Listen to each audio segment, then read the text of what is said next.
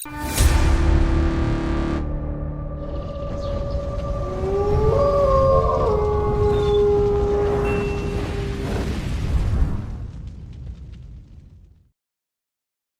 நண்பா, நான் உங்கள் நண்பன் ராம். நாம் இன்றைக்கி கேட்க போகிற ஒரு முக்கியமான வழக்கு ஷீனா போராவின் வழக்கு. மும்பையவே உலுக்கிய ஒரு மிகப்பெரிய சம்பவம். இந்த கதையை கேட்டதுக்கப்புறம் ஒரு த்ரில்லிங் படம் பார்த்ததுக்கான அனுபவத்தை நம்ம கண்டிப்பாக உணர்வோம். கதையில் ட்விஸ்ட் இருக்கலாம், ஆனால் கதையே ட்விஸ்ட்டாக இருந்தால் தன்னுடைய முதல் கல்யாணத்தை மறைச்சி 2வது கல்யாணம், ஆடம்பரமாக வாழணும்னு நினச்சி பண்ணிக்கிட்டது 3வது கல்யாணம், இதெல்லாம் மறைக்கணும்னு நினச்சி இவங்க பண்ண பெரிய தப்பு ஒரு கொலை. அந்த கொலை பண்ணது யார், எப்படி, எதற்காக? கதையோட சுவாரஸ்யத்தை தெரிஞ்சுக்க வாங்க நண்பா, கதைக்குள்ளே போகலாம். அன்று வருடம் 2015 ஜூன் மாதம். ராகேஷ் மாரியா மும்பையோட போலீஸ் கமிஷனர். இவரை பற்றி சில பேருக்கு தெரியும், நிறைய பேருக்கு தெரியாது. இவர் நிறைய இன்வெஸ்டிகேஷன் பண்ணியிருக்காரு. Like 26/11 attack, Mumbai serial blast, இந்த மாதிரி பெரிய பெரிய இன்வெஸ்டிகேஷன்லாம் இவர் பண்ணியிருக்காரு. வழக்கம் போல் அவர் அவரோட ஆஃபீஸில் உட்காந்துருக்கும் போது ஒரு நாள் சாயந்தரம் அவருக்கு ஒரு ஃபோன் வருது. அந்த ஃபோன் பேசுகிற நபர் யாருன்னு அவர் சொல்லவே இல்லை. ஆனால் அவர் சொன்ன விஷயம் அன்று மும்பையவே உலுக்கியது. ஷீனா போரான்றவங்கள கடந்த 3 வருடமாகவே காணவில்லை. ஒருவேளை அவங்கள யாரோ கொண்டுக்கலாம் அப்படின்னு சொல்லிட்டு ஃபோனை வச்சிடறாரு. அவங்களை கொன்னது அவங்க அக்கா இந்திராணி முகர்ஜி அப்படின்னு சொல்லிட்டு ஃபோனை கட் பண்ணிட்டார். இந்திராணி முகர்ஜி அப்படின்ற பேரை கேட்ட உடனே ராகேஷ் மாரியா அன்றைய போலீஸ் கமிஷனர் அலர்ட் ஆகிட்டார். ஏன்னா இவங்க ஒரு பெரிய மீடியாவோட பேக்ரவுண்ட் உள்ளவங்க. அண்ட் ப்ளஸ் பீட்டர் முகர்ஜி அவங்களோட ஹஸ்பண்ட் ஒரு எக்ஸ்-CEO ஆஃப் ஸ்டார் இந்தியா. ராகேஷ் மாரியா போலீஸ் கமிஷனர் அவர்களுக்கு தெரியும், ஒரு ஃபோன் காலை வச்சு இவங்கள நம்ம அரெஸ்ட் பண்ண முடியாது. ஸோ அவர் வெயிட் பண்ணார். இவங்களோட ஆக்டிவிட்டீஸ் எல்லாத்தையுமே நோட் பண்ணார். அதற்கு பிறகு அவருக்கான நம்பிக்கையான ஒரு டீம் ரெடி பண்ணி அன்அஃபிஷியலாக இந்த கேஸை பற்றி விசாரிக்க ஆரம்பித்தாங்க.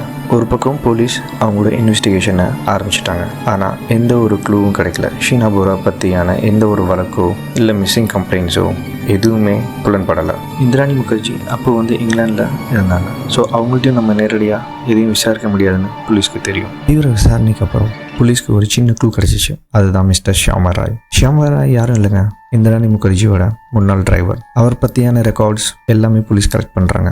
பட் ஆனால் அவர் பற்றியான எந்த ஒரு அகென்ஸ்டான கம்ப்ளைண்ட்டும் எங்கேயுமே ரெஜிஸ்டர் ஆகவில்லை. ஸோ இவரையும் தொடர்றது ரொம்ப கஷ்டம். இந்த இடைப்பட்ட காலத்தில் போலீஸ் ஷியாமா ராய் இந்திராணி முகர்ஜியோட டிரைவரை நோட்டை ஓட்டிகிட்டு இருந்தாங்க.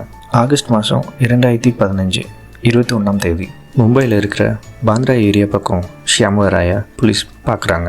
போலீஸ் பார்த்த உடனே அவனும் பதறான். போலீஸை பார்த்ததுமே ஷியாமா ராய் ஓட ஆரம்பிக்கிறான். இந்த நாளுக்காக தான் போலீஸும் காத்துட்டு இருந்தாங்க. போலீஸை பார்த்தோன்னா அவன் ஓட ஆரம்பிக்கவும் போலீஸ் அவனை மடக்கி பிடிக்கிறாங்க. மடக்கி பிடிச்சி பார்த்ததில் அவன்கிட்ட ஒரு துப்பாக்கி இருந்திருக்கு. அந்த துப்பாக்கியை வச்சு அவன் மேலே ஒரு கேஸ் புக் பண்ணுறாங்க under the arms act. Police ஸ்டேஷனில் போலீஸ் அவங்க பாணியில் விசாரிக்க ஆரம்பித்த உடனே கொஞ்ச நேரத்துலேயே அவன் எல்லா உண்மையும் சொல்ல ஆரம்பிச்சிட்டான். போலீஸ் அவங்க பாணியில் விசாரித்தோன்னே எல்லா உண்மையும் சொல்ல ஆரம்பித்த ஷியாமா ராய் சொன்னது என்னென்னா, இந்திராணி முகர்ஜி அவனையும் அந்த மர்டர் பிளானில் இன்வால்வ் பண்ணாங்க 5 லட்ச ரூபா ஆசை வார்த்தையை காட்டி. அதில் அவன் சொன்னது சஞ்சீவ் கண்ணா இந்த மர்டரில் இன்வால்வ் ஆன இன்னொரு பர்சன். இவரை பற்றி பின்னாடி நான் விவரமாக சொல்கிறேன். இந்திராணி முகர்ஜி, சஞ்சீவ் கண்ணா அண்ட் ஷியாமா ராய் இவங்க 3 பேரும் ஷீனா போராக்காண்டி அமர்ஷன் ஷாப்புங்கிற ஒரு இடத்துல பாந்த்ராட்ட வெயிட் பண்ணுறாங்க. ஷீனா போராவை பாந்த்ராட்ட இருக்க அமர்ஷன் ஷாப்புக்கு வர சொல்கிறாங்க. ஷீனா போராவும் அங்கே வராங்க. வந்த உடனே இந்திராணி முகர்ஜி அவங்கள ரொம்பவே பாசவமாக அரவணைச்சு ஒரு தண்ணி பாட்டில் கொடுக்குறாங்க. அந்த தண்ணி பாட்டிலில் விஷயம் கலந்து இருந்துச்சு. இந்திராணி முகர்ஜி அமர்ஷன் ஷாப்புக்கு அவங்கள கூப்பிட்டதுக்கான காரணம் என்னென்னா, அவங்களுக்கு ஒரு சேலையும் ஒரு டைமண்ட் ரிங்கும் வாங்கி தரதாக ப்ராமிஸ் பண்ணியிருந்தாங்க. 1/2 மணி நேரத்தில் ஷாப்பிங் முடிச்சதுக்கப்புறம் 2 பேரும் ஒன்றாவே வெளியில் அந்த காரில் பயணித்தாங்க.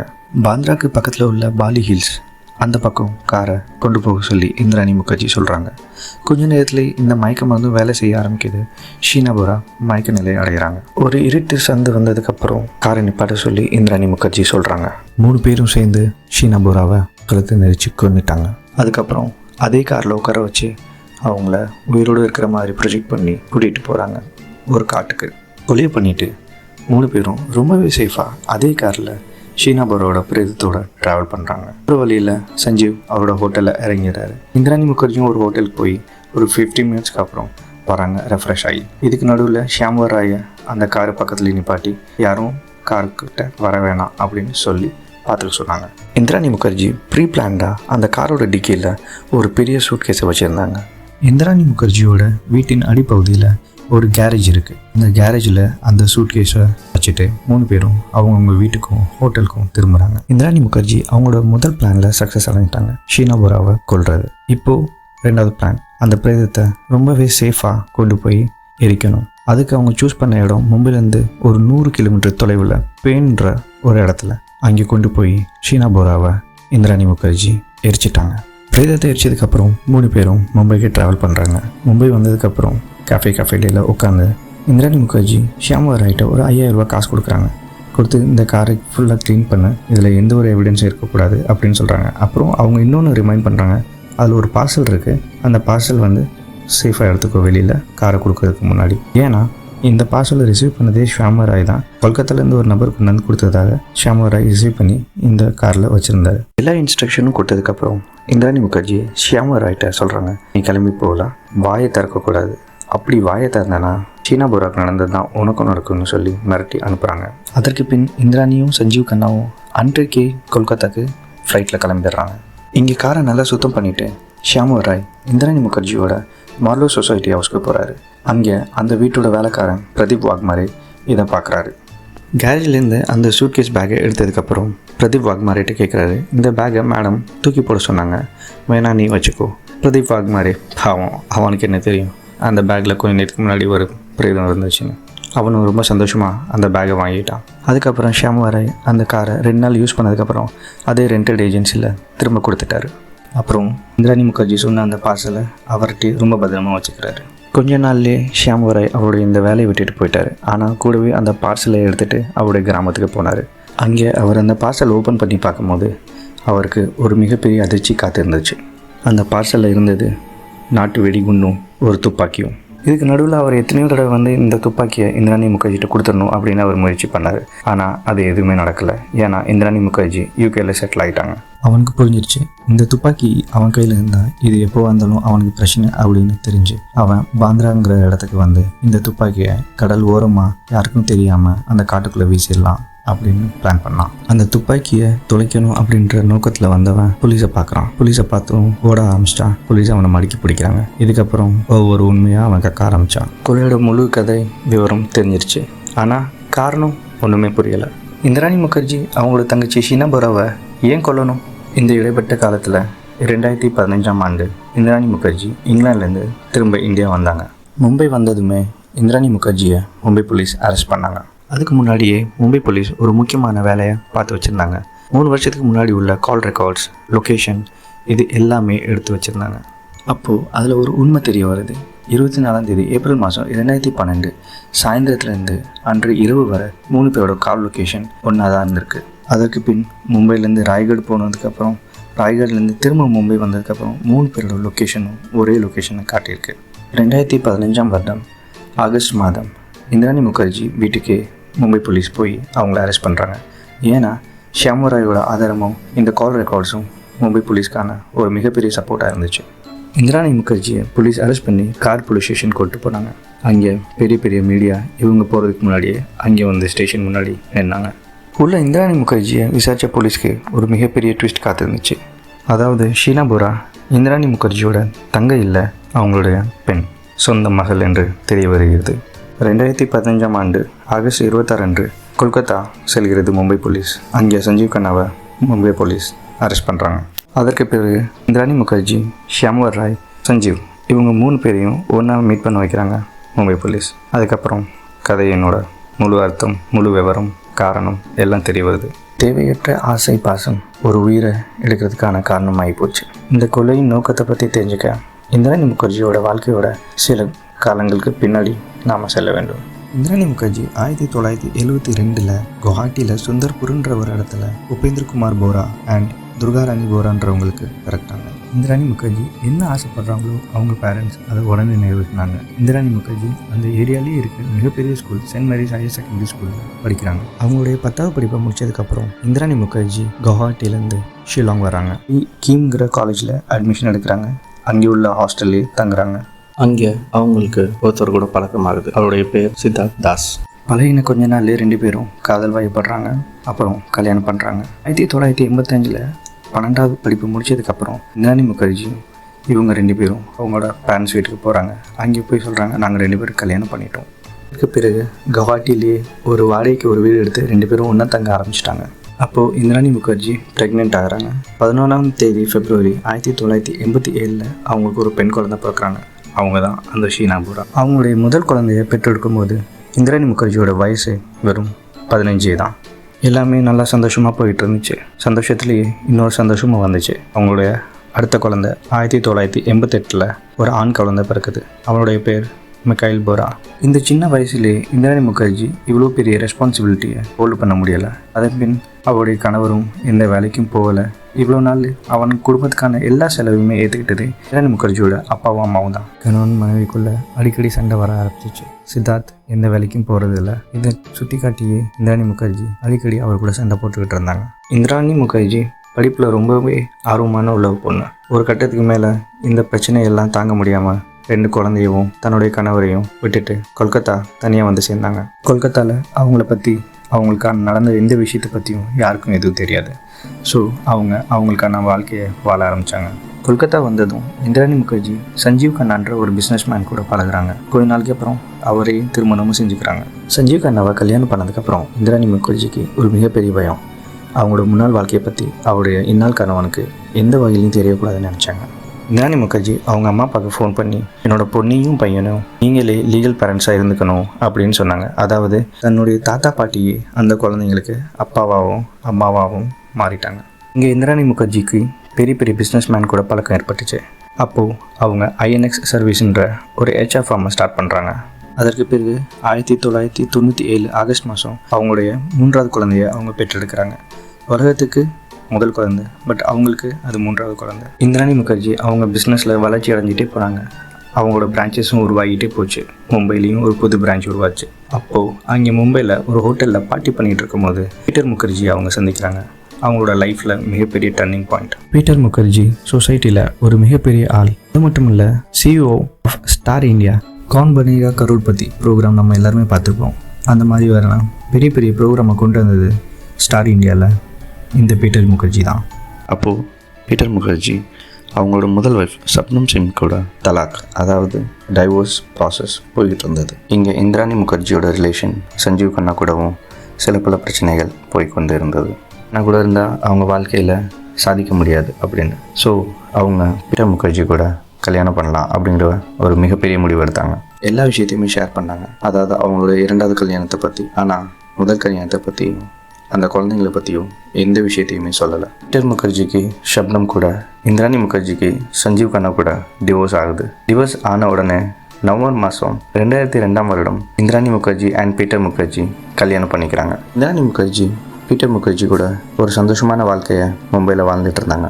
அப்போதான் விதி அவங்கள்ட்ட மறுக்க வந்து விளையாண்டுச்சு. இந்திராணி முகர்ஜி அண்ட் பீட்டர் முகர்ஜி இவங்க 2 பேரும் இருக்கிற மாதிரி ஒரு புகைப்படம் நியூஸ் பேப்பரில் வரத கவுஹாட்டியில் இருக்கிற அவங்களோட அப்பாவும் அம்மாவும் பார்க்குறாங்க. ஏன்னா கொஞ்ச நாளாகவே தொடர்பில் இல்லாத இந்திராணி முகர்ஜியை நியூஸ் பேப்பரில் இன்னொரு தொடர் பார்க்கும்போது அவங்களே ஷாக் ஆகிறாங்க. அவங்க அப்பா அம்மா இந்த ஃபோட்டோவை பத்திரிக்கையில் பார்க்கவும் ரொம்பவே பெருமையாக ஃபீல் பண்ணுறாங்க. அவங்களோட மக ரொம்பவே சந்தோஷமாக ரொம்பவே மிகப்பெரிய இடத்துல இருக்கிறதா நம்பினாங்க. அப்போது அவங்களுக்கும் வயசாகிட்டு இருந்தது. அவங்களோட குழந்தைங்களுக்கான படிப்பு செலவும் அதிகமாகிக்கிட்டு இருந்தது. அதனால் இவங்க ஒரு லெட்டர் எழுதுகிறாங்க இந்திராணி முகர்ஜிக்கு. ஷீனா போரா அண்ட் மிகைல் போரா இவங்க 2 பேரோட படிப்பு செலவுக்கு உன்கிட்டருந்து கொஞ்சம் காசு எதிர்பார்க்குறோமா அப்படின்னு சொல்லி இந்திராணி முகர்ஜிக்கு அந்த லெட்டர் ரிசீவ் ஆகுது. அந்த லெட்டரை படித்து பார்த்துட்டு அவங்க அப்பா அம்மாவுக்கு ஒரு ரிப்ளை எழுதுகிறாங்க. மிகைல் போரா ஷீனா போராவை கூட்டிகிட்டு கொல்கத்தா வந்து சேருங்க, நான் இங்கே வரேன் அவங்கள பார்க்க. 2 குழந்தைங்களும் ரொம்பவே பெருசாக வளர்ந்துட்டாங்க. கொல்கத்தா வந்து மீட் பண்ண இந்திராணி முகர்ஜி 2 குழந்தைங்களையும் பார்த்துட்டு சந்தோஷப்படல. நிறையா விதிமுறைகளை வச்சாங்க. அவங்க சொன்ன முதல் விதிமுறை, இனிமேல் நீங்கள் எனக்கு பொண்ணோ பையனோ இல்லை, நீங்கள் என்னைய அக்கான்னு தான் கூப்பிடணும். உங்களோட எல்லா செலவையும் நான் ஏற்றுக்கிறேன், உங்களோட படிப்பு செலவு எல்லா செலவையும் நானே ஏற்றுக்கிறேன் அப்படின்னு அவங்க சொல்கிறாங்க. இந்திராணி முகர்ஜி சொன்ன விஷயத்த மிகைல் போரா அண்ட் ஷீனா போரா ஒத்துக்கிட்டாங்க. 2005 அவங்கள மும்பை கூப்பிட்றாங்க. யாரெல்லாம் அவங்கள மீட் பண்ணுறாங்களோ அவங்க எல்லாத்தையுமே இவங்க என் தம்பி தங்கச்சி அப்படின்னு மீட் பண்ணி வைக்கிறாங்க. மும்பை வந்ததுக்கப்புறம் ஷீனா போராவை சென்ட் சேவியர் காலேஜ் மும்பையில் அட்மிஷன் பண்ணுறாங்க. அதே மாதிரி அவங்களோட பையன் கயல் போராவை பெங்களூரில் இருக்கிற ஒரு இன்டர்நேஷ்னல் ஸ்கூலில் அட்மிஷன் பண்ணுறாங்க. ஒரு வழியாக 2 பசங்களையும் சமாளித்ததுக்கப்புறம் இந்திராணி முகர்ஜி திரும்ப அவங்க வீட்டுக்கு போகிறாங்க. அதாவது மும்பையில் இருக்கிற மால்டா ஹவுஸ்க்கு போகிறாங்க. பீட்டர் முகர்ஜியோட ரொம்பவே சந்தோஷமாக திரும்ப வாழ ஆரம்பிக்கிறாங்க. அதுக்கு பிறகு பீட்டர் முகர்ஜி நிறைய சேனல்ஸ் ஆரம்பிக்கிறாரு. அதில் ஒரு சேனல் 9X அண்ட் 9XM, அதாவது ஒன்று மியூசிக் சேனல், ஒன்று வந்து என்டர்டெயின்மெண்ட் சேனல். அதுக்கு பிறகு இந்திராணி முகர்ஜியோட வளர்ச்சி ரொம்பவே அசுரமாக வளர ஆரம்பிச்சிச்சு. இது மட்டும் இல்லை, வால் ஸ்ட்ரீட் ஆஃப் ஜர்னல் அதில் மோஸ்ட் பவர்ஃபுல் உமன் லிஸ்ட்டில் 50 பேரில் இவங்களோட பேரும் அதில் இடம்பெற்றிருந்துச்சு. இதன் இடைப்பட்ட காலத்தில் ஷீனா போரா அவங்க காலேஜில் நல்லபடியாக படிச்சுட்டு இருந்தாங்க. வீக்கெண்ட்ஸில் அவங்க அம்மாவை பார்க்க இந்திராணி முகர்ஜியை பார்க்க மால்டா ஹவுஸ் எப்போவாது வருவாங்க.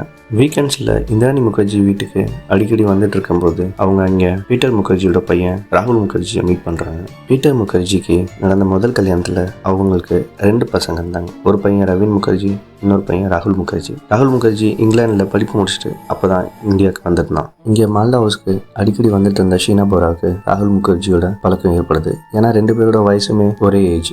இங்கே 9X media and 9X entertainment இந்த 2 பிஸ்னஸுமே லாஸில் போக ஆரம்பிச்சிருச்சு. அதனால அவங்க 2 பேருமே அவங்களோட அந்த கம்பெனி இந்த ஷேர்ஸை விற்றுட்டு வெளியில் வந்துட்டாங்க. அதுக்கு பிறகு இங்கிலாந்தில் போயிட்டு அவங்களோட பொண்ணு விதி கூட செட்டில் ஆகிட்டாங்க. ஆனாலும் பிஸ்னஸ் நிமித்தமாக அடிக்கடி வந்துட்டு போயிட்டு தான் இருந்தாங்க மும்பைக்கு. இங்கே ஷீனா போரா அண்ட் ராகுல் முகர்ஜி 2 பேரும் இடையிலே காதல் வளர ஆரம்பிச்சது. இதை தெரிஞ்ச பீட்டர் முகர்ஜி அண்ட் இந்திராணி முகர்ஜி இதை எதிர்த்தாங்க, கண்டிச்சாங்க. ஷீனா போரா அண்ட் ராகுல் முகர்ஜி இவங்களுக்குள்ளே இருந்த காதல் வளர்ந்துட்டே போச்சு. ஆனால் இதுக்குள்ளே இருந்த ரிலேஷனை பற்றி வெளி உலகத்துக்கு தெரிஞ்சிச்சுன்னா ரொம்ப தப்பாக போயிருக்கும். ஏன்னா ஷீனா போரா இந்திராணி முகர்ஜியோட தங்கச்சி, அப்படின்னா ராகுல் முகர்ஜிக்கு சித்தி வேணும். இல்லை ஒருவேளை ஷீனா போரா இந்திராணி முகர்ஜியோட மக அப்படின்னா ராகுல் முகர்ஜிக்கு தங்கச்சி வரும். ஷீனா போராக்கு இந்த மாதிரி ஒரு காம்ப்ளிகேட்டடான ரிலேஷன்ஷிப் அவங்களுக்குள்ள இருக்குதுன்னு தெரிஞ்சுமே ராகுல் முகர்ஜியை காதலிச்சாங்க. ஒரு பக்கம் இந்திராணி முகர்ஜிக்கு பயம் வர ஆரம்பிச்சிச்சு. அதாவது ஷீனா போரா அவங்கள பற்றியான உண்மை எல்லாமே சொல்லிடுவாங்களோ அப்படிங்கிற ஒரு பயம். பலமுறை இந்திராணி முகர்ஜி ஷீனா போராவை கண்டிச்சாங்க. ஆனாலும் ஷீனா போரா கேட்குற மாதிரி இல்லை. அவங்க 2 பேருமே ஒரு ஃப்ளாட் வாங்கி அதில் லிவிங் ரிலேஷன்ஷிப்பில் வாழ ஆரம்பித்தாங்க. ரொம்பவே கடுப்பான இந்திராணி முகர்ஜி அவங்களோட ஃப்ளாட்டுக்கு ஒரு நாள் போய் ஷீனா போராவை தரன்னு வெளியில் இழுத்து கொண்டாந்து கவுஹாட்டியில் அவங்க அம்மா அப்பாட்ட கொண்டு போய் விடுறாங்க. வார்னிங் கொடுக்குறாங்க, இனிமேல் நீ ராகுல் முகர்ஜியை மீட் பண்ணவே கூடாது அப்படின்னு. கொஞ்ச நாள்லேயே ஷீனா போரா ராகுல் முகர்ஜிக்கு ஒரு ஃபோன் பண்ணுறாங்க. இந்த மாதிரி எனக்கு உன் கூட தான் இருக்கணும் அப்படின்ற வார்த்தைகளை சொல்கிறாங்க. சொல்லவும் ராகுல் முகர்ஜி தெஹ்ராதூனுக்கு அவங்களோட அம்மா வீட்டுக்கு அழைச்சிட்டு போகிறான். அங்கே ஒரு 2 வருஷம் 2 பேரும் ஒன்றா தான் வாழ்கிறாங்க. இந்திராணி முகர்ஜி பல முறை ஷீனா போராவை மிரட்டினாங்க. என்னென்னமோ சொல்லி மிரட்டினாங்க. அதாவது உங்கள் தாத்தா பாட்டிக்கு காசு அனுப்ப மாட்டேன், எந்த ப்ராப்பர்ட்டியும் கவுஹாட்டியில் நான் எழுதி வைக்க மாட்டேன், இந்த மாதிரி பல விதமான மிரட்டல்கள் விட்டதுக்கு அப்புறம் கூட ஷீனா போரா கேட்கல. 2011 2 பேருமே என்கேஜ்மெண்ட் பண்ணிக்கிட்டாங்க.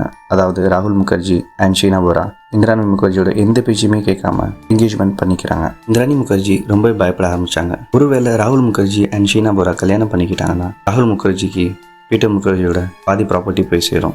அப்போது இவங்களுக்கு முழுசாக எந்த ப்ராப்பர்ட்டியும் கிடைக்காது அப்படின்ற ஒரு பயம் வந்துச்சு. இந்திராணி முகர்ஜி நினச்சது என்னென்னா, ஒன்று அந்த ப்ராப்பர்ட்டி விதி அவங்களோட பொண்ணு, ரொம்பவே நேசிக்கிற ஒரு பொண்ணு, அவங்களுக்கு வந்து சேரணும். அப்படி இல்லைன்னா இந்திராணி முகர்ஜிகிட்டே அந்த ப்ராப்பர்ட்டி எல்லாம் வந்து சேரணும் அப்படிங்கிற ஒரு யோசனையில் இருந்தாங்க. இதுக்கு நடுவில் 9X media and 9X entertainment இதில் வந்த ஷேர்ஸை விற்ற ஒரு 9,000 கோடியை இவங்க சிங்கப்பூரில் ஷீனா போராவோட அக்கௌண்ட்டில் 9 டிஃப்ரெண்ட் அக்கௌண்ட்டில் அந்த காசை மாற்றுறாங்க. இன்வெஸ்டிகேஷனில் பல திடுக்கிடும் உண்மைகள் தெரிய வருது. 9X என்டர்டெயின்மெண்ட்டில் இந்த வெளியில் போகிறதுக்கு முன்னாடி பீட்டர் முகர்ஜி அண்ட் இந்திராணி முகர்ஜி அவங்களுடைய 9,000 கோடி மதிப்புள்ள ஷேர்ஸை விற்றுருக்காங்க. இந்திராணி முகர்ஜி ஷீனா போராட்ட அந்த 9,000 கோடியை டிரான்ஸ்ஃபர் பண்ண சொல்லி கேட்குறாங்க. அப்போது ஷீனா போரா இந்திராணி முகர்ஜிகிட்ட சில நிபந்தனை வைக்கிறாங்க. அதாவது எனக்கு பாலி ஹில்ஸில் ஒரு 3 BHK ஃப்ளாட், ஒரு கார், ஒரு டைமண்ட் ரிங் வாங்கி கொடுத்தா நான் இந்த அக்கௌண்ட்டில் அமௌண்ட்டை ட்ரான்ஸ்ஃபர் பண்ணுறேன் அப்படின்னு சொல்கிறாங்க. ஷீனா போராவுக்கு கிளியர்லி புரிஞ்சிருச்சு, இந்திராணி முகர்ஜியை அவங்கள வசம் வைக்கணும்னா காசை வச்சு தான் மிரட்ட முடியும் அப்படிங்கிறது ஷீனா போராவுக்கு நல்லா தெரியும். ஆனால் ஷீனா போராக்கே தெரியாத ஒரு விஷயம் என்னென்னா, இந்திராணி முகர்ஜி எல்லா பெண்களும் போல இல்லை. அவங்க ரொம்பவே கடுமையான ஒரு பெண். அவங்களுடைய தோல்வியை சீக்கிரம் ஒத்துக்கவே மாட்டாங்க. இந்திராணி முகர்ஜி தெளிவாக உணர ஆரம்பித்தாங்க சில விஷயங்கள் அவங்க கண்ட்ரோல் இல்லாமல் போயிட்டுருக்குங்கிறத. அதனால் அவங்க ஷீனா போராவை கொலை பண்ணுறதுக்கான பிளான் பண்ணுறாங்க. அந்த கொலையில் சக்ஸஸும் ஆகிறாங்க. ஏன்னா அடுத்த 3 வருஷம் அந்த பிளானை பற்றி, அந்த மர்டரை பற்றி எந்த விஷயமும் யாருக்குமே தெரியாது. யூகேல இருந்து இந்திராணி முகர்ஜி ஷீனா போராவை கொலை பண்ணுறதுக்கான ஒரு பர்ஃபெக்ட் பிளான் பண்ணுறாங்க. இதில் அவங்களுடைய இரண்டாவது கணவர் சஞ்சீவ் கண்ணாவையும் இந்த கொலையில் இன்வால்வ் பண்ணுறாங்க. என்ன சொல்லினா, இந்த கொலையில் நீங்கள் சம்மந்தப்பட்டீங்கன்னா பீட்டர் முகர்ஜியோட எல்லா சொத்தும் நம்மளுடைய பொண்ணு விதிக்கு போய் சேரும். அண்ட் நான் விதியை கொல்கத்தாவுக்கு உங்கள் கூட இருக்கிறதுக்கு கொஞ்ச நாளைக்கு நான் அனுப்பி வைக்கிறேன் அப்படின்னு சொல்லி சஞ்சீவ் கண்ணாவை இந்த மர்டர் பிளானில் இன்வால்வ் பண்ணுறாங்க. சஞ்சீவ் கண்ணா இந்திராணி முகர்ஜியோட வார்த்தையை நம்பினார். ரொம்பவே சந்தோஷமாக அடைஞ்சார். ஏன்னா அவரோட பொண்ணுக்கு சொத்து வந்து சேரப்போகுது அப்படிங்கிற ஒரு சந்தோஷம். அதுக்கு பிறகு ஷியாமராயை இந்திராணி முகர்ஜி ஒரு 5 லட்சம் ரூபா ஆசை வார்த்தையை காட்டி அவங்களையும் இந்த கொலையில் இன்வால்வ் பண்ணுறாங்க. சஞ்சீவ் கண்ணாட்ட சொல்லி கொல்கத்தாவில் இருக்கிற இந்திராணி முகர்ஜிக்கு தெரிஞ்ச ஒரு ஆள்கிட்ட ஒரு பார்சல் வாங்குறாங்க. அந்த பார்சலில் என்ன இருக்குன்னா நாட்டு துப்பாக்கி எதுக்குன்னா எமர்ஜென்சி நேரத்தில் உதவும் அப்படின்னு இந்திராணி முகர்ஜி அதை சஞ்சீவ் கண்ணாட்ட அந்த பார்சலை வாங்கிட்டு வர சொல்கிறாங்க. இனி அவங்க பிளானை எக்ஸிக்யூட் பண்ணுறதுக்கான நேரம் வந்துச்சு. ஏப்ரல் 2012 ஷியாமராய்கிட்ட சொல்லி ஒரு ஏஜென்சிலேருந்து ஒரு ரெண்டட் காரை எடுத்துகிட்டு வர சொல்கிறாங்க. இந்திராணி முகர்ஜி ஷீனா போராவை நம்ப வைக்கிறதுக்கு நிறையா பிளான் பண்ணாங்க. ஒரு தடவை தாஜ் ஹோட்டலில் கூப்பிட்டு ஷீனா போராவை இந்திராணி முகர்ஜி டின்னர் கொடுத்தாங்க. அதுக்கப்புறம் இந்திராணி முகர்ஜி திரும்ப யூகே போயிட்டாங்க. ஒரு வழியாக ஷீனா போராவை நம்ப வச்ச இந்திராணி முகர்ஜி 23 ஏப்ரல் 2012 கொலை நடக்கிறதுக்கு ஒரு நாள் முன்னாடி மும்பை வந்து சேர்றாங்க. கொலை பண்ணுறதுக்கு ஒரு நாள் முன்னாடி இந்திராணி முகர்ஜி அவங்களோட டிரைவர் ஷியாமராய் கூட ராய்கட் டிஸ்ட்ரிக்டில் போய் ஷீனா போராவை எங்கே கொண்டு புதைக்கலாம் அப்படிங்கிற இடத்த பார்த்துட்டு வராங்க. இடத்த பார்த்துட்டு 2 பேரும் திரும்ப மும்பை வந்து சேர்றாங்க. மும்பை வந்து ஒரு ஷூ கடைக்கு போய் ஒரு ஷூ இந்திரா முகர்ஜிக்காகவும் இன்னும் 2 ஷூ ஷியாமராய் அண்ட் சஞ்சீவ் கண்ணாக்காகவும் வாங்குறாங்க. அதாவது அவங்களோட கால் தடம் அங்கே எங்கேயும் படக்கூடாது அப்படிங்கிற நோக்கத்தில். அதுக்கப்புறம் இந்திராணி முகர்ஜி ஷியாமராய்கிட்ட கொஞ்சம் பணத்தை கொடுத்து ஒரு மது கடைக்கு போய் ஒரு விஸ்கி, ஒரு வோட்கா, ஒரு தண்ணி பாட்டில் வாங்கிட்டு வர சொல்கிறாங்க. ஷியாமராய் அந்த மது பாட்டிலை வாங்கி வந்து கொடுத்ததுக்கப்புறம் இந்திராணி முகர்ஜி போதை மாத்திரையை அந்த தண்ணி பாட்டில், அந்த விஸ்கி, அந்த வோட்கா 3 பாட்டிலையுமே கலக்குறாங்க. அதற்கு பிறகு ஒரு 20 லிட்டர் கேனில் பெட்ரோல் வாங்குறாங்க. அப்புறம் ஒரு புது சூட்கேஸ் வாங்குறாங்க. இந்திராணி முகர்ஜி ஷீனா போராக்கு ஃபோன் பண்ணி வர சொல்கிறாங்க. அதாவது உனக்கு ஒரு டைமண்ட் ரிங் வாங்கணும், ஒரு சேலை ஒன்று வாங்கணும், உன்னோட என்கேஜ்மெண்ட் கிஃப்டாக நான் தரணும் அப்படின்னு சொல்லி ஆசை வார்த்தைகளுக்கு சொல்லி அவங்கள ஒரு இடத்துக்கு வர சொல்கிறாங்க. 24 ஏப்ரல் மாதம் 2012 ஷீனா போரா அவங்களோட ஆஃபீஸில் ஹாஃப்லி லீவ் எடுத்துக்கிட்டு இந்திராணி முகர்ஜி சொன்ன இடத்துக்கு வந்து சேர்றாங்க. அதாவது அமர்ஷன் கடைன்ற ஒரு கடையில் வந்து சேர்றாங்க. அன்னைக்கு சஞ்சீவ் கண்ணாவும் கொல்கத்தால இருந்து மும்பை வந்து சேர்றாரு. ஒரு 6:30 மணி வாக்கில் இந்திராணி முகர்ஜி சொன்ன இடத்துக்கு ஷீனா போரா வந்து சேர்றாங்க. இதுக்கு முன்னே என்ன நடந்துச்சுங்கிறத கதையில் நான் ஏற்கனவே சொல்லிட்டேன். கொலை பண்ணி முடிச்சுட்டு ரிட்டர்ன் வரும்போது ஒரு 8:30 மணி வாக்கில் மிக்கைல் போரா, அதாவது ஷீனா போராவோட தம்பி, அவனோட ஃபோன் இந்திராணி முகர்ஜிக்கு வருது. அதாவது நான் மும்பை வந்து சேர்ந்துட்டேன், நான் எங்கே வரணும் அப்படின்னு இந்திராணி முகர்ஜிகிட்ட மிக்கைல் போரா கேட்குறாரு. உடனே இந்திராணி முகர்ஜி அவரை மால்டோ ஹவுஸ்க்கு வர சொல்லி சொல்கிறாங்க. ஆக்சுவலி இந்திராணி முகர்ஜியோட பிளான் என்னென்னா ஷீனா போரா அண்ட் மிக்கைல் போரா 2 பேர்த்தையுமே ஒன்றாவே கொலை செஞ்சிடணும் அப்படின்ற பிளானில் இருந்தாங்க. பட் ஃபஸ்ட்டு ஷீனா போராவை கொலை பண்ணிட்டாங்க. மிக்கைல் போராவை வர சொன்னதே அவரையும் கொலை பண்ணதுக்காண்டி. ஏன்னா ஒன்ஸ் இவங்க 2 பேர்த்தையும் கொலை பண்ணிட்டா அதுக்கப்புறம் இந்திராணி முகர்ஜியோட வாழ்க்கையில் எந்த பிரச்சனையும் இருக்காதுன்னு அவங்க நம்பினாங்க. இந்த விஷயங்கள் எதுவுமே தெரியாத மிக்கைல் போராவும் மால்டோ ஹவுஸ் வந்து சேர்றாரு. மால்டோ ஹவுஸ் வந்தோடனே ஒரு 10:30 மணி வாக்கில் இந்திராணி முகர்ஜியும் அங்கே வந்து சேர்றாங்க. இவருக்கும் அதே விஸ்கி, அதே வோட்கா, அதே தண்ணி, இதில் மருந்து கலந்து வச்சுருந்தாங்களோ அதே விஷ மருந்தை மிக்கைல் போராவுக்கும் கொடுக்குறாங்க. கொஞ்ச நேரத்துலேயே சஞ்சீவ் கண்ணா அண்ட் ஷியாமராய் அந்த ரூமுக்குள்ளே வர்றாங்க. சஞ்சீவ் கண்ணாவை பார்த்ததுமே மிக்கைல் போரா ரொம்பவே பயந்து போகிறாரு. மிக்கைல் போரா சஞ்சீவ் கண்ணாவை பார்த்து பயந்ததுக்கான காரணம் என்னென்னா, இவரை மிக்கைல் போரா ஏற்கனவே சந்திச்சிருக்காரு. எப்போனா ஒரு தடவை இந்திராணி முகர்ஜிக்கு மிக்கைல் போரா ஃபோன் பண்ணி எனக்கு பெங்களூரில் இருக்க பிடிக்கல, எனக்கு மும்பை கூப்பிடுங்க, நான் மும்பை வந்து அங்கே செட்டில் ஆகிக்கிறேன் அப்படின்னு சொல்லியிருக்காரு. ஆனால் இந்திராணி முகர்ஜி அதுக்கு ஒத்துக்கலை. ஆனாலும் ஒரு நாள் மும்பைக்கு வர சொல்லி இந்திராணி முகர்ஜி மிக்கைல் போராவை கூப்பிட்டாங்க. இந்திராணி முகர்ஜி மிக்கைல் போராட்ட சஞ்சீவ் கண்ணாவை இன்ட்ரடியூஸ் பண்ணி வைக்கிறாங்க. அதுக்கப்புறம் சஞ்சீவ் கண்ணா அண்ட் மிக்கைல் போரா 2 பேரும் ஒரு மது கடைக்கு போய் மது அருந்துறாங்க. அங்கே சஞ்சீவ் கண்ணா ரொம்பவே மெதுவாக குடிச்சிட்டு இருந்தார். ஆனால் மிக்கைல் போராக்கு அடிக்கடி டக்கீலா ஷாட்ஸ் கொடுத்துக்கிட்டே இருந்தாங்க. இதெல்லாம் முடிஞ்சதுக்கப்புறம் விடியும் போது மிக்கைல் போராக்கு ஒரு மிகப்பெரிய அதிர்ச்சி காத்திருந்துச்சு. மிக்கைல் போராவோட 2 கையும் கட்டப்பட்டிருந்தது, கால்களும் கட்டப்பட்டிருந்தது. மிக்கைல் போரா கண் முழிச்சு பார்த்ததுமே ஹெல்ப் ஹெல்ப் என்று கத்தினார். அப்போது அங்கே இருந்த ஒரு 3 வார்ட் பாய் வந்து சேர்ந்தாங்க. நான் எங்கே இருக்கேன், என்ன பண்ணுறேன், என்னை யார் இங்கே கொண்டாந்து சேர்த்தா அப்படின்னு அவங்கள்ட்ட மிக்கைல் போரா கேட்டதுக்கு அந்த வார்ட் பாய் எந்த பதிலும் சொல்லலை. திரும்ப ஒரு இன்ஜெக்ஷனை போட்டு அவங்கள மயக்கமடைய வச்சாங்க.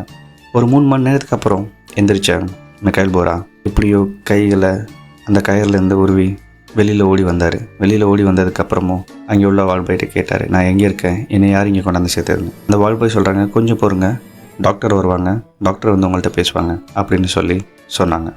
கொஞ்ச நேரத்திலே அங்கே ஒரு சீனியர் சைக்காட்ரிஸ்ட் டாக்டர் யூசுஃப் மச்சேஸ்வாலா அங்கே வராரு.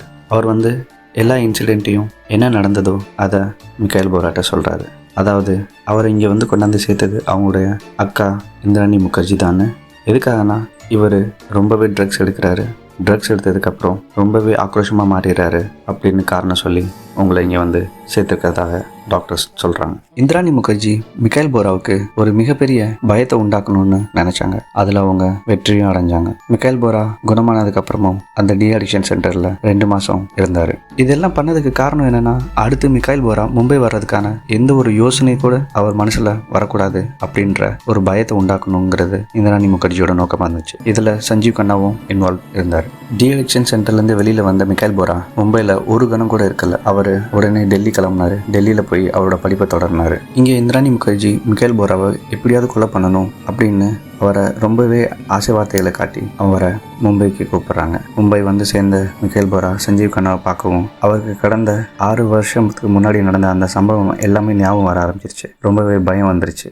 மிக்கைல் போராக்கும் ஒரு விஷயம் புரிஞ்சிருச்சு, இங்கே ஏதோ தப்பாக நடக்க போகுது அப்படிங்கிற விஷயம் நல்லாவே புரிஞ்சிருச்சு. அதனால தான் அந்த மதுவை சீக்கிரம் அருந்த சொல்லி ஷீனா போரா அவங்கள வற்புறுத்தினதை அவர் புரிஞ்சுக்கிட்டார். இப்படியோ அவங்க கண்ணுங்களுக்கெல்லாம் தெரியாமல் அந்த மதுவை கொண்டு போய் சிங்கில் ஊற்றிட்டாரு. அதுக்கப்புறம் இந்திராணி முகர்ஜி, ஷியாம ராய், சஞ்சீவ் கண்ணா இவங்க 3 பேரும் பால்கனிக்கு போய் பேசுகிறாங்க. இவ்வளோ குடிச்சும் இவனுக்கு ஒன்றுமே ஆகலையே அப்படின்னு பேசிகிட்டு இருக்காங்க. அப்போது சஞ்சீவ் கண்ணா சொல்கிறாரு, ஒரே நேரத்தில் 2 கொலை பண்ணுறது நமக்கு தான் ரிஸ்க்கு. சொன்ன உடனே இந்திராணி முகர்ஜிக்கும் அது புரிய வருது. சஞ்சீவ் கண்ணா சொல்கிறாரு, மிக்கைல் போராவை அப்புறம் கொலை பண்ணிக்கலாம், இப்போது நாம் ஷீனா போராவோட பாடியை டிஸ்போஸ் பண்ணலாம் அப்படின்னு சொல்கிறாரு. அதுக்கப்புறம் ஷியாம ராய் அவனோட குவார்ட்டர்ஸ்க்கும் சஞ்சீவ் கண்ணா அவனோட ஹோட்டலுக்கும் போகிறாங்க. இங்கே இந்திராணி முகர்ஜி மிக்கைல் போராவை தூங்க சொல்கிறாங்க. ஆனால் மிக்கைல் போரா தூங்காமல் உட்காந்துருக்காரு. ஒரு கட்டத்துக்கு மேலே இந்திராணி முகர்ஜி கடுப்பாகி அவங்க ரூமில் போய் தூங்க ஆரம்பிச்சிட்டாங்க. அதுக்கப்புறம் இந்திராணி முகர்ஜி காலையில் 4:30 மணிக்கு அவங்க ரூம்லேருந்து கிளம்பிட்டாங்க ஷீனா போராவோட பிரேதத்தை எரிக்கிறதுக்காக. போகிறதுக்கு முன்னாடி மிக்கைல் போராட்ட சொல்கிறாங்க, நீ தூங்க வேண்டியதானே, ஏன் இன்னும் தூங்காமல் இருக்க அப்படின்னு. மிக்கைல் போரா அதுக்கு சொல்கிறாரு, எனக்கு தூக்கம் வரல, நான் உட்காந்துருக்கேன். போகிறதுக்கு முன்னாடி இந்திராணி முகர்ஜி இன்னொரு வார்த்தையும் சொல்கிறாங்க, கதவு உள்ளேருந்து தாப்ப போடாத, கதவு திறந்தே இருக்கட்டும், யாரும் வர மாட்டாங்க நம்ம ஃப்ளாட்டில் அப்படின்னு சொல்லிட்டு போகிறாங்க. போன உடனே மிக்கைல் போரா கதவு உள்ளேருந்து தாப்ப போடுறாரு. அவர் குடித்த போதை இறங்குறதுக்காண்டி போய் குளிக்கிறாரு. குளிச்சுட்டு உடனே அவர் மும்பை ஏர்போர்ட்டுக்கு கிளம்பி போகிறாரு. மும்பை ஏர்போர்ட்லேருந்து குவஹாட்டி போகிறாரு. குவஹாட்டி போனதுக்கப்புறம் தான் அவரே உணர்றாரு அவர் உயிரை தப்பிச்சுன்னு. கொஞ்சம் சூதானமாக இல்லைன்னா இன்னைக்கு மிக்கைல் போராவும் அவரோட உயிரை விட்டுருப்பார். ஷீனா போராவோட பாய் ஃப்ரெண்ட் ராகுல் முகர்ஜி அவங்கள பாந்திராவில் விட்டுட்டு போனதுக்கப்புறம் ஷீனா போராட்டேருந்து எந்த ஒரு மெசேஜுமே வரல. ஏன்னா ஷீனா போரா இறந்துட்டாங்க, ஷீனா போரா கொல்லப்பட்டாங்க. ஷீனா போரா ஃபோனில் ராகுல் முகர்ஜி மெசேஜ் பண்ணுறத இந்திராணி முகர்ஜி பார்க்குறாங்க. இந்திராணி முகர்ஜி ஷீனா போராவாக மாறி அந்த மெசேஜ்க்கு ரிப்ளை பண்ண ஆரம்பித்தாங்க. ஒரு கட்டத்துக்கு மேலே ராகுல் முகர்ஜி, நான் உன்னை பார்க்க மால்டோஸ் வரேன் அப்படின்னு சொல்கிறாங்க. ஆனால் அப்போது ஷீனா போராவாக இருக்கிற இந்திரா முகர்ஜி ராகுலுக்கு ஒரு மெசேஜ் அனுப்புகிறாங்க, எனக்கு வேறு ஒருத்தரோட காதல் வயப்பட்டுட்டேன், நான் அவர் கூட போகிறேன், இனிமேல் நான் உன்னை பார்க்க மாட்டேன் அப்படின்னு சொல்லி. இதை சொன்னதுக்கப்புறம் ராகுல் முகர்ஜிக்கு ஒரு பதட்டம் ஏற்படுது. இந்த மாதிரி சொல்கிற ஆள் இல்லை ஷீனா போரா அப்படிங்கிற ஒரு புரிதல் வருது. ஷீனா போரா ராகுல் முகர்ஜிகிட்ட ஏற்கனவே சில உண்மைகள் சொல்லிட்டாங்க. அது என்னன்னா, இந்திராணி முகர்ஜி அவங்களோட அக்கா இல்லை, அவங்களோட தாய் என்று ஏற்கனவே ராகுல் முகர்ஜிகிட்ட சொல்லியிருந்தாங்க. இதனாலேயே என்னவோ ராகுல் முகர்ஜிக்கு ஒரு சந்தேகம் ஏற்படுது. அதனால அவர் ஒரு மிஸ்ஸிங் கம்ப்ளைண்ட் எழுதலான்னு போலீஸ் ஸ்டேஷன் போறாரு. போலீஸ் ஸ்டேஷனுக்கு மிஸ்ஸிங் கம்ப்ளைண்ட் எழுத போன ராகுல் முகர்ஜிக்கு எந்த ஒரு ப்ராப்பர் ரெஸ்பான்ஸும் கிடைக்கல. எல்லா போலீஸ் ஸ்டேஷன்லயும் அவர்கிட்ட சொன்ன ஒரே பதில், அவங்க வந்துருவாங்க, நீங்க போங்க. ராகுல் முகர்ஜிக்கு இந்திராணி முகர்ஜி மேலே ஒரு சந்தேகம் ஏற்படுது. சந்தேகம் ஏற்படுறதுனால அவரே இந்திராணி முகர்ஜிக்கு ஃபோன் பண்ணி அன்னைக்கு நைட்டு என்ன நடந்துச்சுன்னு விசாரிக்கிறார். அப்போது இந்திராணி முகர்ஜி அமர்சனில் ஒரு டைமண்ட் ரிங் வாங்கினதாகவும் சாரீஸ் வாங்கினதாகவும் சொல்கிறாங்க. அதுக்கப்புறம் ராயல் சைனா ரெஸ்டாரண்ட் நாங்கள் சாப்பிட போனோம். ஆனால் அங்கே அந்த ரெஸ்டாரண்ட் மூடப்பட்டிருந்ததுனால நாங்கள் அங்கேருந்து திரும்ப அமர்சன்லேயே வந்து ஷீனா போராவை இரவு 9 மணிக்கு நாங்கள் விட்டுட்டு நான் என் வீட்டுக்கு போயிட்டேன். ஷீனா போரா உன் கூட உன் வீட்டுக்கு வர்றதுக்காக கிளம்பிட்டாங்க அப்படின்னு சொல்கிறாங்க. இதெல்லாம் கேட்டதுக்கப்புறம் ராகுல் முகர்ஜி அங்கே உள்ள ராயல் சைனா ரெஸ்டாரண்ட்டுக்கு போய் விசாரிக்கிறாரு. அன்னைக்கு ராத்திரி அங்கே ஏதாவது புக்கிங் இருந்துச்சா என்னன்னு கேட்குறாரு. இல்லை, அந்த கடை மூடப்பட்டதுதான் அப்படின்னு கேட்குறாரு. ஆனால் அன்னைக்கு நைட்டு 24 ஏப்ரல் 2012 அன்று ராயல் சைனா ரெஸ்டாரண்ட்டில் ஷீனா போரா இந்திராணி முகர்ஜி என்ற பேரில் எந்த ஒரு புக்கிங்கும் இல்லை. இந்திராணி முகர்ஜி சொல்லியிருந்தாங்க அந்த ரெஸ்டாரண்ட் அன்னைக்கு செயல்படலைன்னு. ஆனால் அன்னைக்கு அந்த ரெஸ்டாரண்ட் இரவு 11:30 மணி வரை இயங்கியிருந்தது. ராகுல் முகர்ஜிக்கு இந்திராணி முகர்ஜி மேல கிளியரா சந்தேகம் ஏற்பட்டுச்சு. திரும்ப இந்திராணி முகர்ஜிக்கு ஃபோன் பண்ணி ராகுல் முகர்ஜி பேசினாரு. இப்போ அவங்க பேசும்போது எல்லா கால்ஸுமே ரெக்கார்ட் பண்ணாரு. அப்போ இந்திராணி முகர்ஜி சொல்றாங்க, ஷீனா போரா அவளோட பாய் ஃப்ரெண்ட் கூட நாக்பூருக்கு போயிட்டா அப்படின்னு. அதுக்கப்புறம் நாக்பூர்ல இருந்து கவுஹாட்டி போயிட்டதாகவும் கவுஹாட்டிலேருந்து யூஎஸ் போய் செட்டில் ஆகிட்டதாகவும் ராகுல் முகர்ஜிகிட்ட இந்திராணி முகர்ஜி சொல்கிறாங்க. இந்திராணி முகர்ஜி ராகுல் முகர்ஜிகிட்ட பேசிகிட்டு இருக்கும்போது ராகுல் முகர்ஜியோட ஒரு எம்ப்ளாயி அவங்க வீட்டுக்கு வந்து ராகுல் முகர்ஜிகிட்ட கேட்குறாங்க, ஷீனா போரா கடந்த காலமாக வேலைக்கு வர்றதில்ல, அதனால பாஸ் அவரை வந்து மீட் பண்ண சொல்கிறாங்க அப்படின்னு ராகுல் முகர்ஜிகிட்ட சொல்கிறாங்க. இதை சொல்லும்போது இந்திராணி முகர்ஜி ஃபோன் காலில் இருந்தாங்க. அப்போது அவங்களும் இந்த விஷயத்த கேட்குறாங்க. அதை கேட்டதுமே இந்திராணி முகர்ஜி அலர்ட் ஆகிட்டாங்க. இந்திராணி முகர்ஜி ஷீனா போராக்கு ஒரு ப்ரொஃபஷனல் லைஃப் இருக்கிறதே மறந்துட்டாங்க. அங்கேருந்து ஏதாவது பிரச்சனை வரும் அப்படிங்கிறத சுத்தமாகவே மறந்துட்டாங்க. அதுக்கப்புறம் இந்திராணி முகர்ஜி லண்டன் போயிட்டாங்க. லண்டன் போயிட்டு அவங்களோட பர்சனல் செக்ரட்டரி காஜல் சர்மாட்ட இந்திராணி முகர்ஜியோட ஒரு சைன் கொடுத்து ப்ராக்டிஸ் பண்ண சொல்கிறாங்க. அந்த சைன் ப்ராக்டிஸ் பண்ணதுக்கப்புறம் ஷீனா போரா ரெசிக்னேஷன் கொடுக்குற மாதிரி ஒரு லெட்டரை தயார் பண்ணி அதில் சைன் பண்ணி அவங்க ஆஃபீஸ்க்கு ஒரு கொரியர் அனுப்புகிறாங்க. அதுக்கப்புறம் காஜல் சர்மாட்ட சொல்லி ஒரு மெயில் ஐடி கிரியேட் பண்ண சொன்னாங்க. ஷீனா போராவோட பேரில் மெயில் ஐடி கிரியேட் பண்ணதுக்கப்புறம் ஷீனா போராவோட ஃப்ரெண்ட்ஸ் அண்ட் ரிலேட்டிவ்ஸ் எல்லாத்துக்குமே காஜல் சர்மாட்ட சொல்லி ஷீனா போரா மாதிரியே மெசேஜ் பண்ண சொன்னாங்க. ஒரு வழியா எல்லாத்தையுமே நம்ப வச்சுட்டாங்க. அதாவது ஷீனா போரா யூஎஸ்ல ஒரு நிம்மதியான வாழ்க்கையை வாழ்ந்துட்டு இருக்கா அப்படிங்கிறத எல்லாத்துக்குமே உணர வச்சாங்க. ஆனாலும் ராகுல் முகர்ஜி இந்திராணி முகர்ஜியை விசாரிக்கிறத விடவே இல்லை. ஒரு நாள் அவரோட ஃபிளாட்ல எதிர்பாராத விதமா ஷீனா போராவோட பாஸ்போர்ட் கிடைக்கும். பாஸ்போர்ட்டை பார்க்கவுமே ராகுல் முகர்ஜி குழம்பி போறாரு. ராகுல் முகர்ஜியோட சந்தேகம் வளர்த்துட்டே போச்சு. அவரு கவுஹாட்டில இருக்கிற அவங்களோட தாத்தா பாட்டி கிட்ட, டெல்லியில இருக்கிற அவங்க தம்பிகிட்ட, இது மட்டும் இல்லை அவங்களோட அப்பா அவரையும் தொடர்பு கொண்டு விசாரிக்க ஆரம்பிச்சாரு. ஷீனா போரா யாருக்காவது ஃபோன் பண்ணாங்களா அப்படின்னு. ஆனால் எல்லாருமே அதை மறுத்தாங்க. ஒரு கட்டத்துக்கு மேலே ராகுல் முகர்ஜி அவருடைய தேடுதலை நிறுத்திட்டாரு. ஏன்னா அவரோட இந்த தேடுதலில் எந்த ஒரு பயனும் இல்லைன்னு அவருக்கு புரிய வருது. அதுக்கப்புறம் அவரும் அவங்களுடைய அம்மா இருக்கிற ஊருக்கு போய் சேர்றாரு, தேராதூனுக்கு. அதற்கு பிறகு வருடங்கள் கடந்து கொண்டே போனது. 2012, 13, 14, 2015 ஷீனா போராவோட கொலை வழக்கு தெரிய வருது. ஆனால் 3 வருஷத்துக்கு அப்புறம் இந்த கொலைக்கான எல்லா காரணமும் தெரிஞ்சதுக்கு அப்புறம் மும்பை போலீஸ் எவிடன்ஸ் கலெக்ட் பண்ண ஆரம்பிச்சாங்க. ஏன்னா போலீஸ் ரெக்கார்ட் பண்ற எந்த எவிடன்ஸும் கோர்ட்ல செல்லுபடி ஆகாதுன்னு அவங்களுக்கு தெரியும். அதனால பெயின் போலீஸ்க்கு ஃபோன் பண்ணி அங்கே 3 வருஷத்துக்கு முன்னாடி 25 வயசு மதிப்புத்தக்க ஏதாவது பெண்மணியோட உடல் கிடைச்சதா அப்படின்னு விசாரிக்கிறாங்க. ஏன்னா ஷீனாவோட பாடி கிடைச்சாதான் இந்த கேஸை ப்ரூவ் பண்ண முடியும். அதாவது இந்திராணி முகர்ஜி தான் இந்த கொலையை பண்ணதாக. மும்பை போலீஸ் ராய்கட் டிஸ்ட்ரிக்ட்ல இருக்கிற பெயின் போலீஸ் ஸ்டேஷனுக்கு ஃபோன் பண்ணி விசாரிக்கிறாங்க. 25 வயது மதிப்புள்ள ஏதும் பெண்ணோட உடல் கிடைச்சதா என்ன விசாரிக்கிறாங்க. ஆனா அங்க அதை மறுக்கிறாங்க. அதுக்கப்புறம் மும்பை போலீஸ் ஏதாவது பிரேதம் எரிக்கப்பட்டதா அப்படின்னு விசாரிக்கும் போது அங்கே உள்ள பெயின் போலீஸ் ஸ்டேஷன்ல உள்ள ஒரு அதிகாரி, ஆமா 23ஆம் தேதி மே மாதம் 2012 ஒரு பிரேதம் எரிக்கப்பட்டதாக சொல்றாங்க. ராய்கட் டிஸ்ட்ரிக்ட்ல இருக்கிற அந்த அடர்ந்த காடுல இந்த மாதிரி சம்பவங்கள் நிறையவே நடந்துகிட்டு இருந்தது. ஒழுங்கான பிரேதத்தை சேமிக்கிற மெடிக்கல் ஃபெசிலிட்டி இல்லாத காரணத்தினால கிடைச்ச மிச்ச பாகத்தை அங்கே உள்ள போலீஸ் புதைச்சிட்டாங்க. ஆனா புதைக்கிறதுக்கு முன்னாடி கிடைச்ச சில பல எவிடன்ஸை அவங்களோட டைரியில நோட் பண்ணி வச்சாங்க. இதை கேட்டதுமே மும்பை போலீஸ் அவங்களோட ஃபாரன்சிக் டீமுக்கு கூட்டிட்டு உடனே அந்த இடத்துக்கு வந்து சேர்ந்தாங்க. லோக்கல் போலீஸ் டீமும் ஃபாரன்சிக் டிபார்ட்மெண்ட்டும் அங்கே வந்து சேர்ந்தாங்க. ஆனா பல முயற்சிக்கு அப்புறமும் ஷீனா போராவோட எக்ஸாக்ட் லொகேஷன் எங்கே அவங்க புதைக்கப்பட்டாங்கிறத கண்டுபிடிக்க முடியல. பல முயற்சிக்கு அப்புறம் தேடி பார்த்தும் கிடைக்கல எந்த இடத்துல அவங்க புதைக்கப்பட்டாங்கிறத. அதனால அவங்க கணேஷ் தேனி அப்படிங்கிற ஒருத்தரை கூப்பிடுறாங்க. ஏன்னா இவர் தான் இந்த டெட் பாடியை முதலா பார்த்தது. கணேஷ் தேனி ஷீனா போராவோட பாடியை பார்த்த முதல் பர்சன். அவர் அந்த பாடியை பார்த்த உடனே மும்பை போலீஸ்க்கு இன்ஃபார்ம் பண்ணதும் அவர் தான். அதாவது ராய்கட் டிஸ்ட்ரிக்ட்ல இருக்கிற பெயின் போலீஸ் ஸ்டேஷனுக்கு ஃபோன் பண்ணி இன்ஃபார்ம் பண்ணது இந்த கணேஷ் தேனி தான். Local police and forensic department Ganesh தேனியை கூப்பிட்டு எந்த இடத்துல அந்த பாடியை புதைக்கப்பட்டதுன்னு கேட்குறாங்க. சம்பவம் நடந்து 3 வருஷத்துக்கு மேல ஆனதுனால கணேஷ் தேனிக்கும் எக்ஸாக்ட் லொகேஷன் பிடிபடல. ஆனா அவருக்கு ஒரு விஷயம் மட்டும் ஞாபகம் வந்துச்சு. அந்த பிரேதத்தை ஒரு மாமரத்துக்கு கீழே புதைச்சது மட்டும் அவருக்கு ஞாபகம் வந்துச்சு. அதன்படி அவரு ஒரு இடத்துல தோண்ட சொல்றாரு. அங்கே உள்ள லேபர்ஸ் அதை தோண்டி பார்க்கும்போது அங்கேயும் ஒன்றும் கிடைக்கல. அதுக்கப்புறம் இன்னொரு இடத்துல கண்ணை காட்டுறாரு. அங்கேயும் தோண்டி பார்க்கும்போது ஒன்றும் கிடைக்கல. மனம் தளராத கணேஷ் ஒரு இடத்துல மறுக்க தோண சொல்கிறாரு. அங்கே தோண்டும் போது ஷீனா போராவோட எலும்பு துகள்கள் கிடைக்குது. அந்த எலும்பு துகள்களை எடுத்துட்டு Mumbai police and forensic department விசாரிக்க ஆரம்பிக்கிறாங்க. அந்த எலும்பு துகள், அதாவது டிஎன்ஏ டெஸ்ட் பண்ணும்போது அந்த எலும்பு துகள் இந்திராணி முகர்ஜியோட டிஎன்ஏவோட மேட்ச் ஆகுது. டிஎன்ஏ டெஸ்ட் மூலமா ஒரு விஷயம் புரிய வந்துச்சு. அந்த காட்டுல கிடைச்ச உடல் ஷீனா போராவோட தான் அப்படின்னு ப்ரூஃப் ஆயிடுச்சு. அதுக்கப்புறம் போலீஸ் பிரதீப் வாக்மாரே அவர் வீட்டுல இருந்து அந்த சூட் கேஸை கைப்பற்றினாங்க. சஞ்சீவ் கண்ணா வீட்டுல இருந்து அந்த 3 பேர் ஷூ, அதுக்கப்புறம் அந்த கார், இது எல்லாத்தையுமே எவிடன்ஸா கலெக்ட் பண்ணாங்க. இந்த கேஸ்ல இவ்வளவு உண்மைகள் வெளிவந்ததுக்கான முக்கியமான காரணம் ராகேஷ் மாரியா, மும்பையோட போலீஸ் கமிஷனர். அவரோட இன்வால்மெண்ட் இதுல இருந்ததுனால தான் இந்த கேஸ்ல பல திடுக்கிடும் உண்மைகள் வெளிவந்தது. மும்பை போலீஸ்ல இருந்து இந்த கேஸ் சிபிஐக்கு கை மாறிச்சு. சிபிஐக்கு கை மாறினதுக்கு அப்புறம் விசாரணை இன்னும் தீவிரமாச்சு. இதுல பீட்டர் முகர்ஜிக்கு இந்த கேஸ்ல எந்த அளவுக்கு சம்பந்தம் இருந்துச்சுன்னு விசாரிக்க ஆரம்பிச்சாங்க.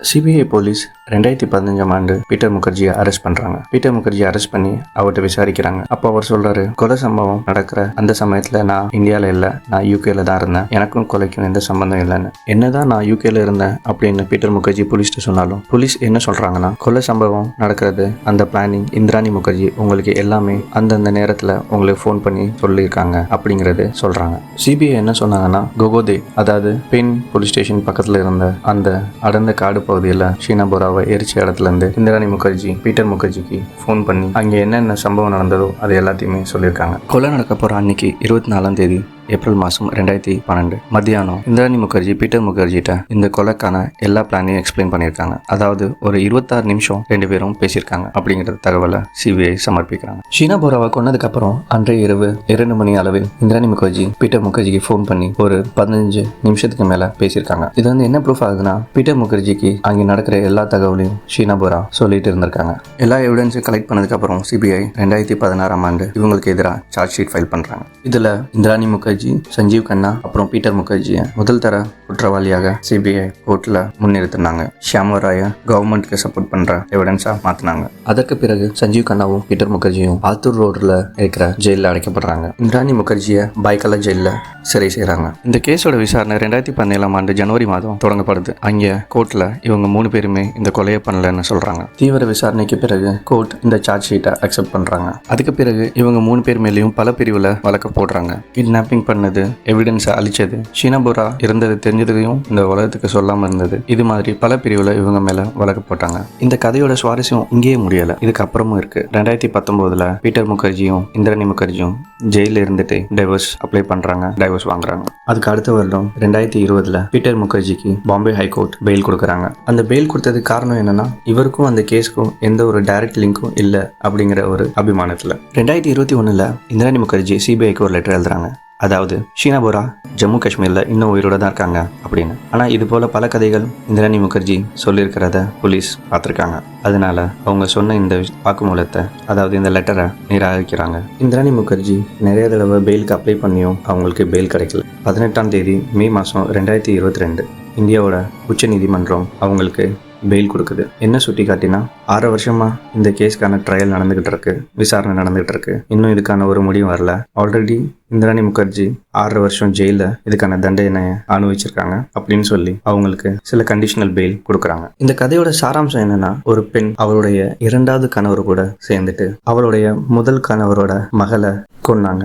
ஏன்னா அவளுடைய 3வது கணவர் உடைய மகனோட அவங்களோட முதல் கணவரோட பெண் காதல் வயப்படுறாங்கிற ஒரே காரணத்தினால. இந்த வழக்கோட விசாரணை இன்னும் நடைபெற்று கொண்டு இருக்கிறது. இந்திராணி முகர்ஜியும் பீட்டர் முகர்ஜியும் கண்டிஷனல் பெயில்ல வெளியில இருக்காங்க. சஞ்சீவ் கண்ணா இன்னமும் ஜெயில தான் இருக்காரு. பார்க்கலாம் இந்த வழக்கோட முடிவு என்ன வருதுன்னு. இதுபோல் வேற ஒரு வழக்குடன் நான் உங்களை அடுத்த வழக்கில் சந்திக்கிறேன். இப்படிக்கு உங்கள் நண்பன் ராம். தேங்க்யூ ஸோ மச் என்னோட இந்த கதையை நீங்க சுவாரஸ்யமா கேட்டது. கடைசியில் ஒன்று என்னோட இந்த கதை உங்களுக்கு பிடிச்சிருந்தா ப்ளீஸ் என்னோட சேனலை சப்ஸ்கிரைப் பண்ணுங்க, லைக் பண்ணுங்க, கமெண்ட் பண்ணுங்க. உங்களோட ஒவ்வொரு கமெண்ட்டும் என்னோட வளர்ச்சிக்கு உதவும். நன்றி நண்பர்களே.